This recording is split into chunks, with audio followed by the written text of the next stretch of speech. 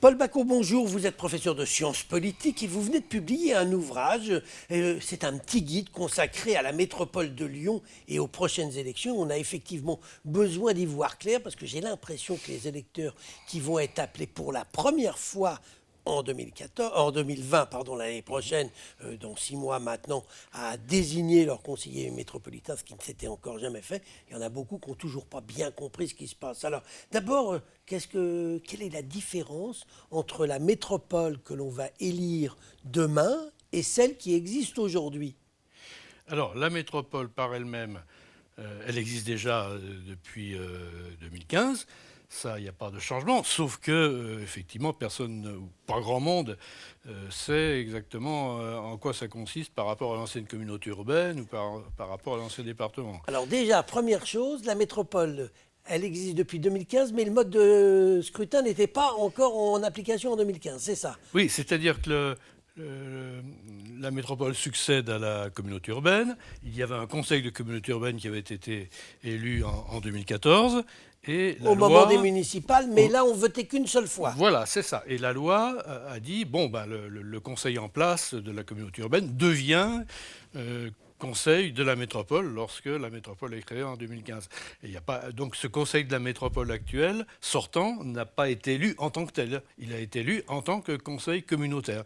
Donc c'est effectivement la première fois, l'année prochaine, qu'on aura une élection métropolitaine. Alors, ce que les gens n'ont pas souvent encore compris, ils vont voter à la fois le même jour pour leur maire et la liste municipale, mais il y aura une autre urne dans laquelle ils voteront pour la métropole, C'est ça. avec des candidats qui ne seront ou les mêmes ou pas les mêmes. Exactement, c'est deux scrutins simultanés, mais complètement différents, complètement distincts, contrairement à ce qui se passait pour la désignation des conseillers communautaires en 2014. Ils étaient élus effectivement en même temps que les conseillers municipaux. Sur la même liste. Oui, mais c'est le même bulletin, voilà. Voilà, mais ils Donc, étaient fléchés, ce qu'on appelait c'est ce qu'on appelle fléchés. fléchage assez bizarrement, oui. Alors, Paul Bacot, quelle est la différence entre la métropole et la communauté urbaine? La communauté urbaine, elle a 50 ans, elle a fonctionné pendant des années. Un jour, on a décidé, c'est Gérard Collomb, d'ailleurs avec Michel Mercier, de faire la métropole. C'est quoi la différence? Et des métropoles, vous dites c'est la seule métropole qui existe. Moi, je peux vous citer la métropole de Nice, je peux vous citer la métropole de Lille. Pourquoi vous me dites que c'est la seule? Je ne crois pas dire que c'est la seule dans son genre. Oui, c'est Voilà, ça. c'est la seule dans son genre, et c'est bien l'un des problèmes que je soulève au passage dans l'ouvrage, c'est le fait que il faudrait mettre de l'ordre dans la terminologie, dans le vocabulaire utilisé, parce que, y compris donc dans des textes juridiques, le mot métropole est utilisé pour dire tout et n'importe quoi. La métropole de Lyon, elle est unique en son genre, en ce sens où c'est une collectivité territoriale. Une collectivité territoriale comme une commune, comme un département, comme une région ou comme une collectivité d'outre-mer, c'est-à-dire avec un conseil élu au suffrage universel et qui a une large compétence. Ce qui n'était pas le cas de la communauté C'était urbaine. pas une collectivité territoriale? Non, c'était un établissement public de coopération intercommunale. Voilà, donc c'est une grosse différence. La différence fondamentale entre les deux, c'est qu'il y en a un qui est élu au suffrage universel direct et l'autre qui est nommé autrement. Oui, l'autre était d'une certaine façon partiellement élu au suffrage universel direct, mais c'était pas aussi On a net, l'art et c'était la pas aussi manière en clair. France de faire des Mais usines à surtout, gaz, la grande différence, c'est que la métropole a récupéré les compétences du département, du conseil général, de l'ancien conseil général. qui a disparu sur son territoire. Voilà, c'est ça. Est-ce qu'il n'aurait pas été plus logique d'organiser les élections métropolitaines en même temps que la désignation des conseillers départementaux, des départementaux, anciens conseils généraux? Ça n'aurait pas été plus logique? Je serais tenté de partager votre point de vue, puisque d'une manière générale, on considère que la métropole est assimilable et assimilée à un département. Euh, Donc les gens auraient peut-être mieux compris. mais c'est une source effectivement de confusion peut-être, oui.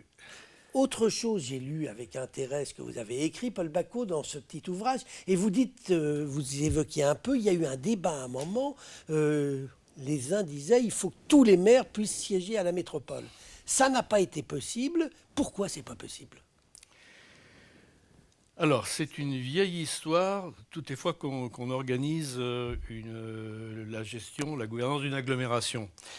D'un côté, on dit il y a le débat, par exemple gauche-droite, enfin le débat politique, politicien au sens habituel du terme. Et puis, donc ça veut dire que les élus sont élus en tant que socialistes, que républicains, que ceci, que cela. Et puis, il y a un autre type de clivage, qui est le clivage territorial. C'est-à-dire chacun défend, j'allais dire, son bout de gras, son territoire en tout cas, et ses concitoyens. Et c'est toujours difficile de combiner les deux. C'est toujours difficile de combiner les deux, surtout à Lyon, dans l'agglomération lyonnaise, dont une des caractéristiques est de comporter un grand nombre de communes, et donc un grand nombre parmi elles de toutes petites communes. Voilà. Donc vous ne pouvez pas en même temps faire respecter une certaine démocratie, respecter la proportionnalité du nombre d'élus et des électeurs qu'ils représentent, et puis...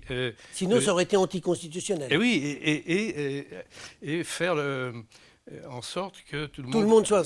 On dit que si on avait voulu que tous les maires puissent siéger, il fallait plus de 1000 conseillers dans cette... Exactement. Alors, tant que ce n'est pas une collectivité territoriale, tant que c'était un établissement public de coopération intercommunale, comme il y en a des centaines en France. Aujourd'hui, il y a une communauté de communes, communauté d'agglomération, métropole dans un autre sens, etc. Les divers syndicats. Alors là, évidemment, vous n'êtes pas tenu à cette proportionnalité.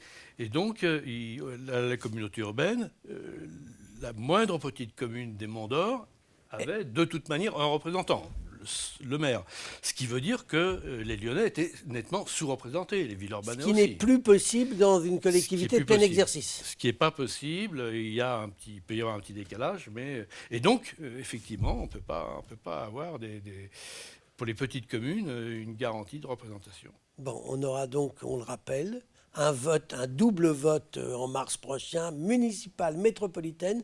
Ceux que ça intéresse, qui n'ont rien compris, c'est-à-dire à peu près tout le monde, parce que même nous, on n'a pas toujours compris grand-chose, eh bien, il suffit de lire votre ouvrage et on a à peu près compris quand on a fini la lecture. Du moins l'essentiel. Du moins l'essentiel, Paul Bacot, je vous remercie. Merci.